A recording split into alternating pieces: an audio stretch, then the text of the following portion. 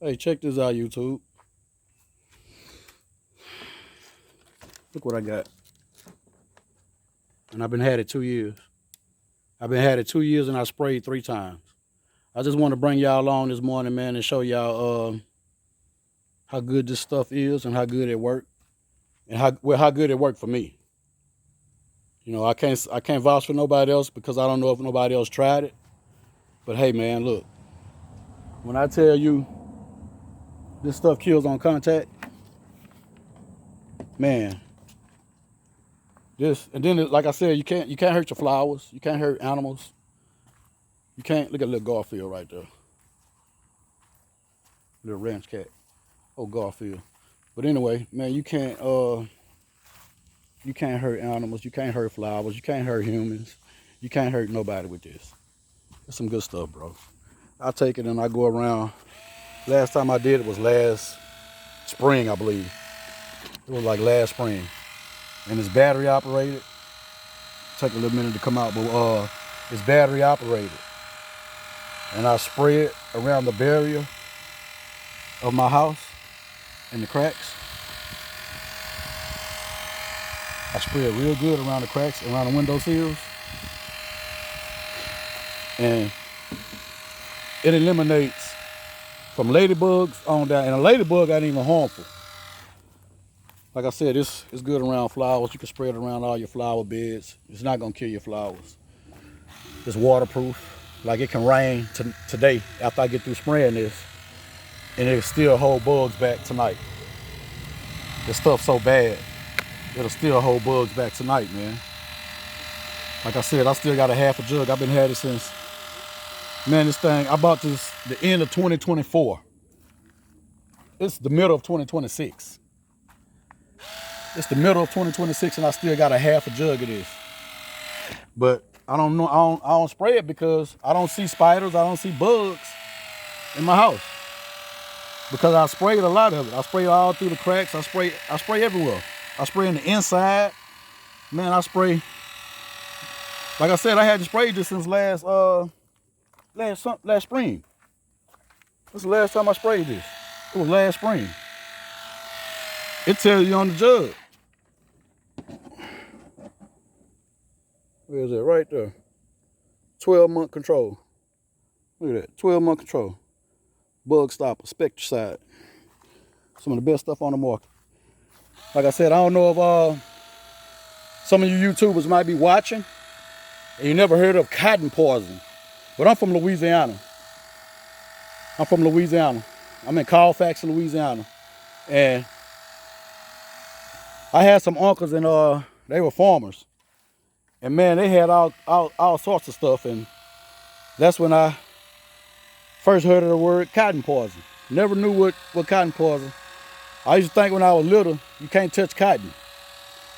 Because I would always hear cotton poison. So I'm like, well, dang. Why would they, I was probably, I don't know, 12, 13. I'm like, why would they sell cotton and put cotton in pillows or whatever, and it's poison? And me not knowing, as I got older, I was told what it meant and what it was. But eventually they outlawed it because it was so potent and powerful till, like, you had to have a license. It was to a point you had to have license to use it. You had to have license to use it. So that alone, anytime you got to get a license to use a spectricide, that's a bad dude. That's a bad dude. So yeah, I wish they still had it. But like I said, it was so bad, man, they took it off the market. It's still around, but you got to have, like I said, you got to have a license to even go possess it now. You got to have a license to even possess that stuff. And man, I wish they still had it. Because you wouldn't have the problems that you're having now with any kind of rodents. Man, that stuff will kill an elephant. That stuff will kill an elephant, man. And it's, like I said, it's some bad stuff. It's called cotton poison. I think that's the original name for it. If I'm not mistaken, that's the original name for it. It don't take much of this. I'm gonna go on the inside eventually, when my daughter, I don't want to spray it while my daughter in here. She go back to school next week, so I can start spraying it. Look, I even take it, man. I spray it around, like I spray it all through the yard. I spray it all through the yard. I spray all through the yard because the yard is where all the critters at. All the little ants, any little bug that can come in your house, that's where all of it's at, in your yard. It starts in your yard. So that's where I want to start, in the yard. Look at them little ranch cats. Man, I love them little cats. I don't have to worry about them little, man, y'all ever saw those little, I don't know what they call, but they black and they got a purple tail. They look something like they look like a little lizard on steroids or something. But they ain't harmless. They purple. They got a purple tail from their back legs all the way to the tip of their tail, and the back of them, from the back all the way to the head, is like a yellowish, purplish something. I don't know, man. But anyway, these little cats, 6 weeks old. These little cats take care of all that. They take care of all that. That's why they eat the way they eat. I love to let them eat the way they eat. That's why I feed them the way I feed them, because they take care of all the rodents outside. So, and I take care of them. I don't feed them much because they won't do their job. If you feed them a lot, you know, they tend to slack off and, you know, want to depend on you all the time to bring a can of cat food. And I don't want to set them up like that. So I feed them like once a day, every other day. Not every day. I feed them once a day, every other day. And that keeps that appetite up. That keeps that appetite up. And that's what I love. Walk over here to this trash pile, man, this stick pile, because I'm about to get ready to burn that. I'm about to get ready to burn this. I got another big pile across the street over there that I'm gonna burn soon, but this one here is in my front yard. So that one's gotta go. And this log right here, I've been burning on this for right at 2 years. So I'm gonna take my chainsaw. And get this here split up. And get it split up and get it put back on the other side. See, that's the National Forest. On this side of the fence right here is the National Forest. So fence right here, my fence, like I said, I'm gonna take all this down. And that tree, when it fell from the National Forest side onto my side. So I'm gonna take my time and get that cleaned up. And 6 feet on the side of this fence is the National Forest. And I'm gonna clean all that up too, because I spoke with a game warden. He said, "No, yeah." He said, "If you're not hurting it, you're helping it. You're welcome to do whatever you need." So I'm gonna take my time, 6 feet behind this fence row, all the way down around the perimeter of my property. We'll be clean. It's gonna be clean. In due time, it's gonna be clean. I love it. Ain't nothing wrong with a little work. Cane poles, I got 1 million of these cane poles. Somebody get in the comments. They solid. Somebody get in the comments and tell me, give me some good ideas, because I wanted to use some of them for fence posts. So somebody get in the comments and tell me. I got plenty of them at all sizes. Look through there. Man, you got some of them back there. Them cane poles back there, man. 4 and 5 inches around back in there. Yeah. So somebody get in the comments and tell me, give me some pointers, man, pretty much. I seen some stuff. I've been looking on YouTube, and I seen some stuff that I could use. I can make. I can use some fence posts out of them. Guaranteed, I can use a couple of them for fence posts. But they all got to be at a certain size. See, like this one right here. See how big this one is? That's fence post material. I can get 15 fence posts about yay high, about 5 foot high, out of just one. I can get probably, yeah, about 12 to 13 fence posts. So which I won't need but maybe three of them, because man, these things are giants. Look at that.